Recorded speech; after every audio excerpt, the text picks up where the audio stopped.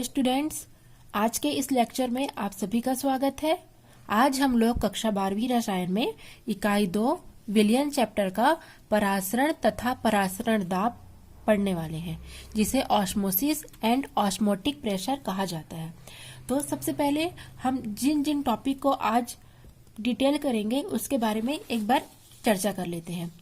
तो आज हम लोग परासरण किसे कहते हैं, विसरण क्या है, परासरण और विसरण में अंतर, अर्धपारगम्य झिल्ली किसे कहते हैं, फिर परासरण दाब क्या होता है, परासरण के प्रकार और प्रतिलोम परासरण, इतने सारे टॉपिक के बारे में आज हम लोग पढ़ाई करने वाले हैं।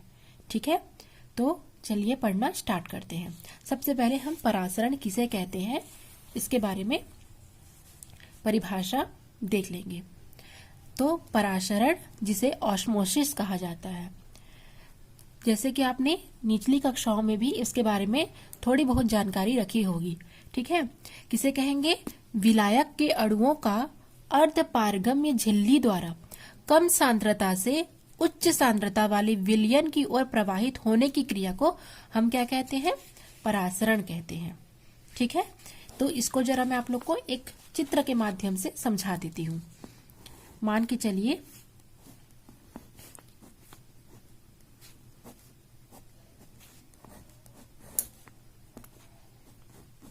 ठीक है, ये एक हमने चित्र बना लिया है।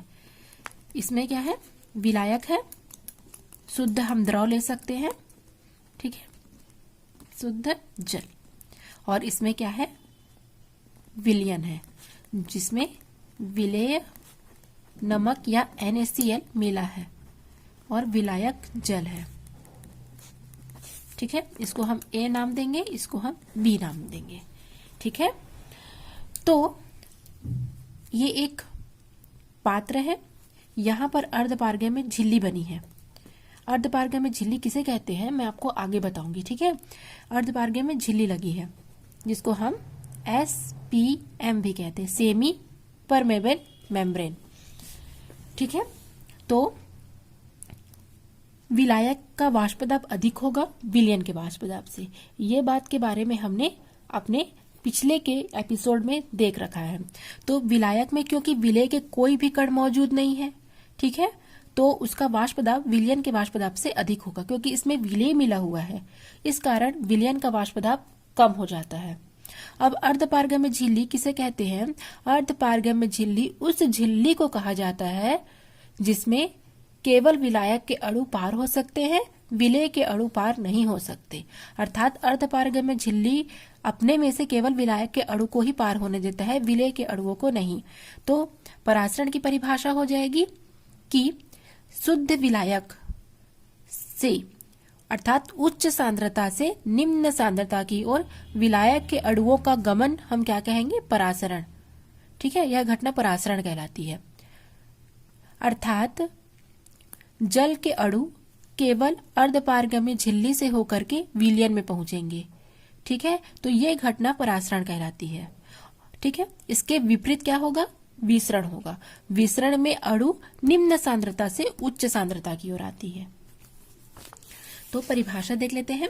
विलायक के अणुओं का अर्धपारगम्य झिल्ली के द्वारा कम सांद्रता से उच्च सांद्रता वाले विलयन की ओर प्रवाहित होने की क्रिया को हम क्या कहेंगे, परासरण कहेंगे।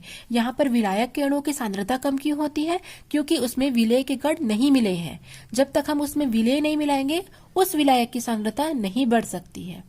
तो विलायक के अणु में अर्धपारगम्य झिल्ली के द्वारा कम सांद्रता से अर्थात विलयन की ओर जो प्रवाह होने की इसकी क्या होती है, प्रक्रिया होती है, उसे ही हम क्या कहेंगे, परासरण कहेंगे। अब हम पढ़ेंगे विसरण क्या होता है।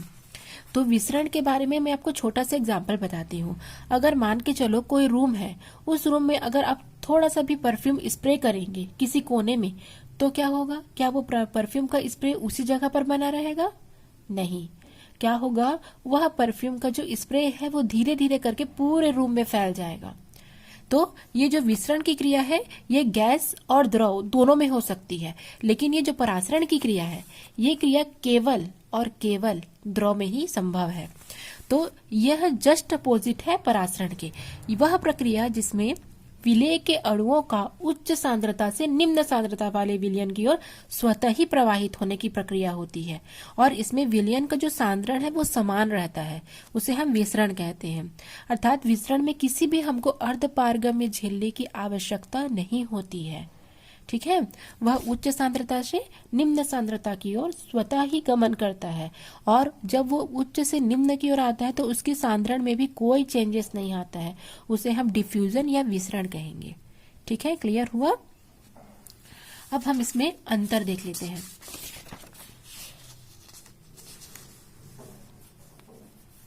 परासरण और विसरण में अंतर। परासरण में अर्धपारगम्य झिल्ली का उपयोग होता है। अर्धपारगम्य झिल्ली से ही विलायक के कण विलयन में प्रवेश करते हैं, जबकि विसरण में अर्धपारगम्य झिल्ली की कोई भी आवश्यकता नहीं होती है। इसमें एक ही दिशा में केवल विलायक के अणुओं का प्रभाव होता है। इसमें विलेय के अणु विलायक में नहीं जा सकते, केवल विलायक के ही अणु विलेय में प्रवाहित होंगे। किंतु विसरण में विलेय एवं विलायक दोनों के अणुओं का विपरीत दिशाओं में प्रवाह होता है। अर्थात विलायक के कण या विलायक के अणु विलेय में जा सकते हैं और विलेय के अणु विलायक में जा सकते हैं। ठीक है, और जैसा कि हमने परिभाषा में देखा, यह निम्न सांद्रता से उच्च सांद्रता की ओर होता है और यह उच्च सांद्रता से निम्न सांद्रता की ओर होता है। यह केवल विलयनों में पाया जाता है और यह गैस और द्रव अर्थात गैस और विलयन स्टेट दोनों में पाया जाता है। ठीक है, इस पर आवश्यक दाब लगा करके हम इसे रोक सकते हैं, जिसे हम परासरण दाब कहेंगे। आगे हम इसके बारे में पढ़ेंगे। ठीक है, तो इस पर हम आवश्यक दाब लगा करके इसे हम रोक सकते हैं या इसको विपरीत दिशा में हम ले जा सकते हैं। किंतु इसमें विसरण को हम ना तो रोक सकते हैं, ना ही हम इसकी दिशा को परिवर्तित कर सकते हैं। ऐसा करना संभव ही नहीं है, क्योंकि एक प्रकार का सममांगी मिश्रण होता है। ठीक है, तो ये हो गया आपका परासरण और विसरण में अंतर। इससे आप लोग को परासरण और विसरण समझ में आ चुका होगा।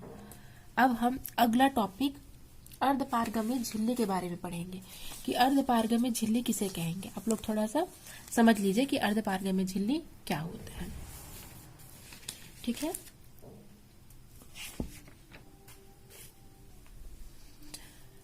जिसको हम सेमी परमेबल मेम्ब्रेन भी कहते हैं, SPM शॉर्ट फॉर्म में।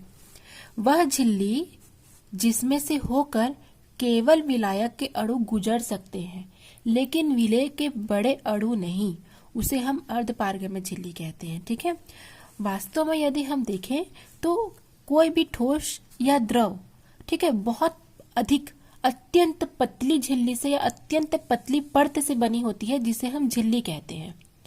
किसी ठोस या द्रव की अत्यंत पतली परत को हम क्या कहते हैं? झिल्ली कहते हैं। यह झिल्ली हमारे कोशिकाओं में भी पाया जाता है। बहुत ही बारीक स्किन होती है, ठीक है, एकदम पतली परत होती है, उसे हम झिल्ली कहेंगे। और यह झिल्ली 3 प्रकार की होती है, पूर्ण पारगम्य झिल्ली, अपारगम्य झिल्ली और अर्धपारगम्य झिल्ली। 3 प्रकार की झिल्लियां होती हैं। तो पूर्ण पारगम्य झिल्ली किसे कहेंगे? वह झिल्ली, ठीक है, जिसमें सभी पदार्थ बाहर निकल जाते हैं। पूर्ण पारगम्य अर्थात पूर्ण रूप से पारगमित होना। सभी पदार्थ आराम से पूरी तरीके से पारगमित हो सकते हैं, बाहर निकल सकते हैं, उसे हम पूर्ण पारगम्य झिल्ली कहेंगे। अपारगम्य झिल्ली इसका जस्ट अपोजिट, जिसमें से कोई भी पदार्थ बाहर नहीं निकल सकता, उसे हम अपारगम्य झिल्ली कहेंगे। और अर्धपारगम्य झिल्ली किसे कहेंगे? वह झिल्ली जिसमें से केवल विलायक के अणु जा सकते हैं, जो छोटे होते हैं। जो बड़े आकार के विलेय के कण होते हैं वो नहीं जा सकते, ठीक है, केवल विलायक के अणु गुजर सकते हैं। वो अपने में से होकर केवल विलायक अणुओं को जाने देता है, विलेय के अणुओं को नहीं, उसे हम अर्धपारगम्य झिल्ली कहेंगे। और इसका उदाहरण आपने देखा होगा, इसमें चर्मपत्र जो हो गया, पेड़ की पत्तियां हो गया, तने, कॉपर फेरोसाइनाइड, ये सभी क्या होता है? अर्धपारगम्य झिल्ली के उदाहरण है। आपने देखा होगा, पेड़ तो सबने देखा है और ये भी जानते हैं कि बहुत बड़ी बड़ी बहुत ऊंची ऊंची पेड़ें होती हैं। तो आप सोच सकते हैं कि उन पेड़ों में जड़ से पेड़ केवल पानी क्या करता है? खींचता है। तो वो पेड़ की पत्तियों तक कैसे जाता है? कैसे उस पेड़ की पत्तियां हरी भरी होती हैं? तो पत्तियों में भी एक प्रकार का अर्धपारगम्य झिल्ली पाया जाता है, जो अपने में से केवल विलायक के अणु अर्थात जल को जाने देता है, विलेय के कणों को वहीं रोक देता है। तो इस प्रकार से पत्तियों पर क्या होते हैं? जल पहुंच जाते हैं। ठीक है, तो ये हो गया अर्धपारगम्य झिल्ली। और अर्धपारगम्य झिल्ली प्राकृतिक और कृत्रिम दोनों हो सकते हैं। प्राकृतिक तौर पर जितने भी जंतु और पौधों की सतह होती है ना, वो सारे पाए जाते हैं। और कृत्रिम में इसे लैब में बनाया जाता है, जो कि कॉपर फेरोसाइनाइड और कहते हैं, है ना। और ये पोटेशियम फेरोसाइनाइड और कॉपर सल्फेट के मिक्सअप को कहा जाता है कॉपर फेरोसाइनाइड। ठीक है, तो ये हो गया आपका अर्धपारगम्य झिल्ली। अब हम पढ़ेंगे परासरण दाब, जो हमारा मेन टॉपिक है कि परासरण दाब किसे कहते हैं। तो परासरण दाब के बारे में हमको पढ़ना है, बहुत ही इंपॉर्टेंट टॉपिक है, एग्जाम में कुछ क्वेश्चन आते हैं परासरण दाब किसे कहते हैं। तो परासरण दाब के बारे में पढ़ने के लिए हम एक छोटे से चित्र के माध्यम से इसको बेहतरीन तरीके से समझ सकते हैं। ठीक है, थोड़ा सा ध्यान दीजिएगा। तो चलिए स्टार्ट करते हैं। आप यहाँ पर देख रहे हैं एक पात्र है जिसमें एक तरफ विलायक के कण है या विलायक के अणु है और दूसरी तरफ विलयन के अणु है। तो विलायक के अणु क्या हो रहे हैं, विलायक के अणु अर्थात हम शुद्ध जल लेते हैं। ठीक है, क्या लेते हैं हम, शुद्ध जल या शुद्ध द्रव जिसमें कोई भी प्रकार का विलेय नहीं मिला है। और विलयन में हम क्या लेंगे, विलेय, जैसे हम नमक ले लिए और विलायक। ठीक है, ये हम यहाँ पर ले लिए। तो अब क्या होगा, जब हम इसमें पिस्टन नहीं लगाए हैं तब की कंडीशन में क्या होगा, यहाँ पर क्या लगी है, अर्धपारगम्य झिल्ली। आप देख सकते हैं यहाँ पर क्या लगी है, एक अर्धपारगम्य झिल्ली लगी हुई है। यहाँ पर एक अर्धपारगम्य झिल्ली लगी है, यहाँ पर विलेय है शुद्ध द्रव और यहाँ पर विलयन है जो कि जिसमें विलेय मिला हुआ है नमक। ठीक है, तो अब क्या होगा, ये अर्धपारगम्य झिल्ली अपने में से केवल विलायक के अणुओं को जाने देगा। ठीक है, विलेय के कण को नहीं। तो अब क्या होगा, अब चूंकि विलेय की सांद्रता क्या है, कम है। ठीक है, किसकी सांद्रता से, इसकी विलायक की सांद्रता, विलायक की सांद्रता उच्च है और विलेय की सांद्रता क्या है, कम है।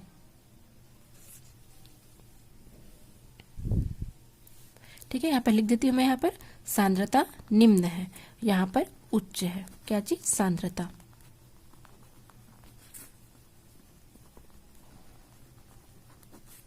सांद्रता कम, इसकी सांद्रता निम्न क्यों है, क्योंकि इसमें विलेय के कण नहीं मिले हैं।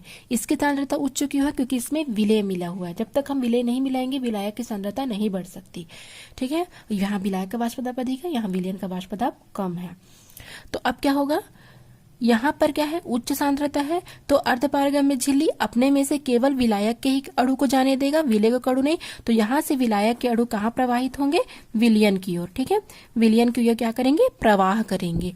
तो शुद्ध विलायक के द्वारा क्या होगा, विलायक के जो अणु हैं वो निम्न सांद्रता से उच्च सांद्रता की ओर प्रवाहित होंगे। ठीक है, तो यह प्रक्रिया क्या कहलाएगी, परासरण। तो परासरण दाब किसे कहेंगे, मान के चलिए हम ये ए है और ये बी है, तो बी के ऊपर हम एक पिस्टन लगा देंगे।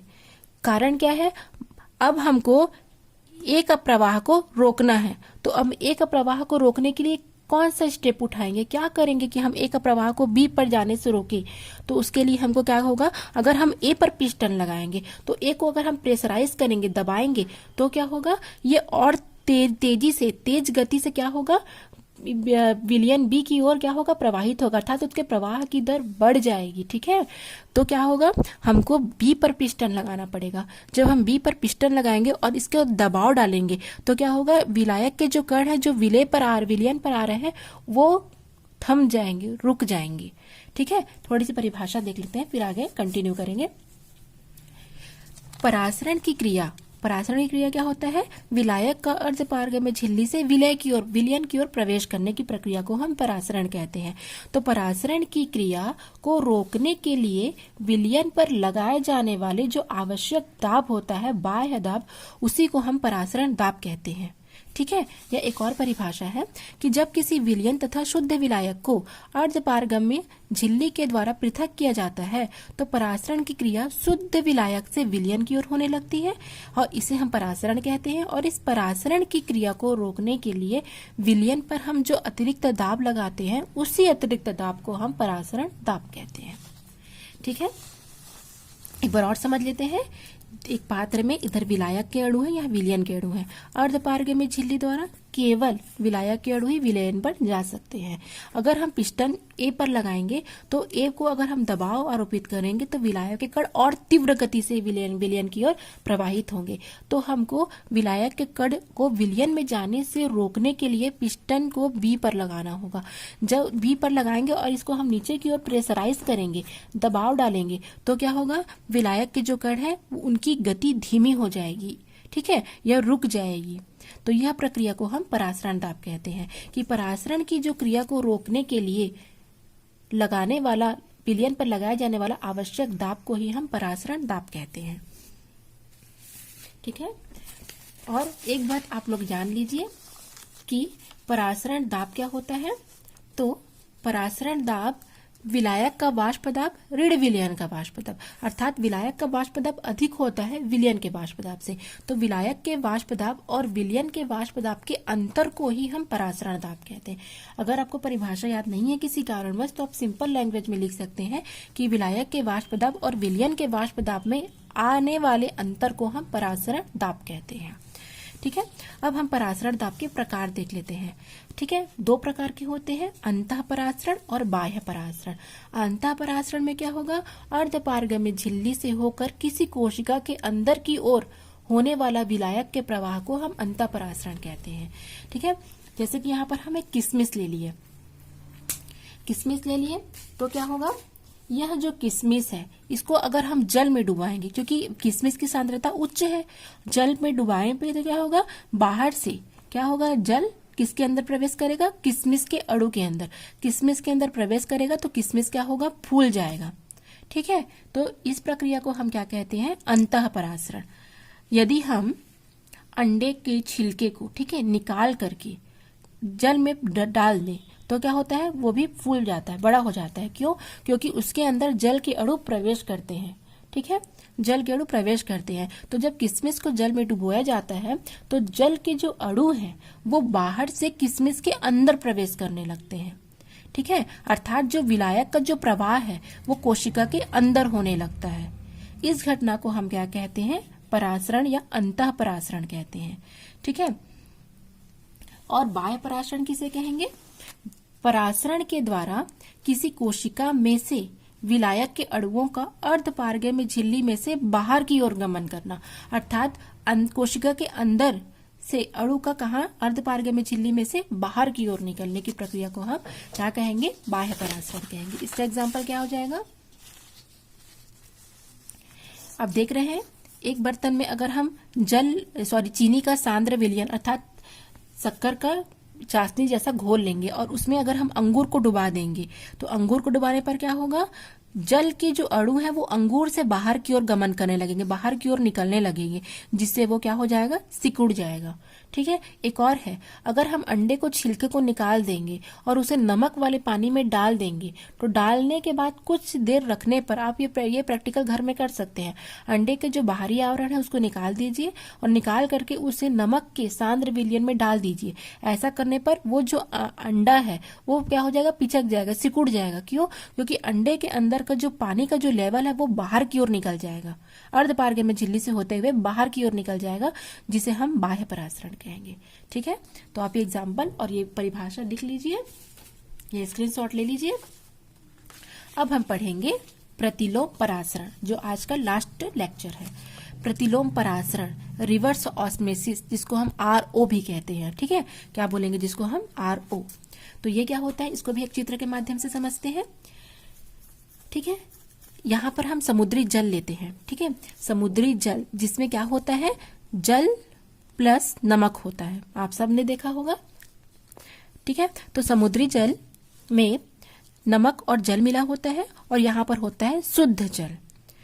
अब क्या करेंगे, अगर हम समुद्री जल पर दाब आरोपित करेंगे पिस्टन के माध्यम से, ठीक है, और दाब हमको बहुत ज्यादा लगाना है, अत्यधिक मात्रा में यदि हम दाब लगाएंगे तो क्या होगा, विलायक जो कण है वो शुद्ध जल की ओर प्रवाह क्या करेंगे, गमन करेंगे। ठीक है, तो परिभाषा इसकी एक बार देख लेते हैं। यदि विलयन पर उसके परासरण दाब से ज्यादा का दाब यदि लगाया जाए तो परासरण की दिशा को परिवर्तित अर्थात रिवर्स किया जा सकता है, अर्थात विलायक के कण विलयन में से निकल करके अर्धपारगम्य झिल्ली के माध्यम से शुद्ध विलायक की ओर गमन करने लगते हैं। यही घटना को हम क्या कहते हैं? परासरण, प्रतिलोम परासरण। अर्थात हमने परासरण की प्रक्रिया में क्या देखा था? परासरण की प्रक्रिया में हमने देखा था कि जो शुद्ध जल है वो अर्धपारगम्य झिल्ली के द्वारा कहाँ गमन करते हैं? विलयन की ओर गमन करते हैं। यहाँ ये विलयन है और ये विलायक है, ठीक है। तो परासरण की क्रिया में जो शुद्ध जल है वो अर्धपारगम्य झिल्ली में से अर्थात विलायक के जो कण है वो अर्धपारगम्य झिल्ली के द्वारा विलयन की ओर गमन करते हैं, ठीक है। लेकिन जैसे ही हम विलयन पर एक प्रकार का दाब आरोपित करते हैं, पिस्टन के माध्यम से उसको दाब लगाते हैं, तो क्या होता है? इसकी प्रक्रिया रुक जाती है। विलायक के कण अब बहुत ही धीमी गति से कहाँ जाएंगे? विलयन की तरफ प्रवाहित होंगे। परंतु यदि हम इस पर बहुत ज्यादा दाब लगाएं, परासरण दाब से भी अधिक मात्रा में दाब अगर लगाया जाए विलयन पर, तो क्या होगा? यह प्रक्रिया रिवर्स हो जाएगी, जस्ट अपोजिट हो जाएगी। क्या होगा? विलयन से जो विलायक के कण है वो अब शुद्ध विलायक की ओर प्रवाहित करना स्टार्ट हो जाएंगे, ठीक है। उनकी दिशा बदल जाएगी। अगर हम इसको परासरण दाब से भी अधिक का दाब दें, उस कंडीशन में प्रक्रिया उलट जाएगी और विलयन से विलायक के अणु इस अर्धपारगम्य झिल्ली के द्वारा शुद्ध जल की ओर प्रवाहित होंगे। कारण क्या है? क्योंकि अर्धपारगम्य झिल्ली अपने में से केवल विलेय के कणों को केवल विलायक के ही अणु को जाने देता है, विलेय के अणु को नहीं। तो यहाँ पर विलायक के अणु शुद्ध जल की ओर रिवर्स हो जाएंगे। तो ये प्रक्रिया क्या कहलाएगी? रिवर्स ऑस्मोसिस या प्रतिलोम परासरण। और समुद्री जल से शुद्ध जल प्राप्त करने के लिए हम इस मेथड का प्रयोग करते हैं। समुद्री जल के विलवणीकरण में अर्थात समुद्री जल से नमक को अलग करने के लिए और जल को शुद्ध रूप में प्राप्त करने के लिए हम प्रतिलोम परासरण का उपयोग करते हैं। इसके अलावा एंजाइम का निर्माण और शोधन करने में, खाद्य पदार्थों के सांद्रण में अर्थात फलों से रस, कॉफी आदि के लिए हम प्रतिलोम परासरण का उपयोग करते हैं। और औद्योगिक में जो अपशिष्ट का प्रदूषण होता है उसको नियंत्रित करने के लिए हम प्रतिलोम परासरण का उपयोग करते हैं। तो आज का टॉपिक यहीं खत्म होता है।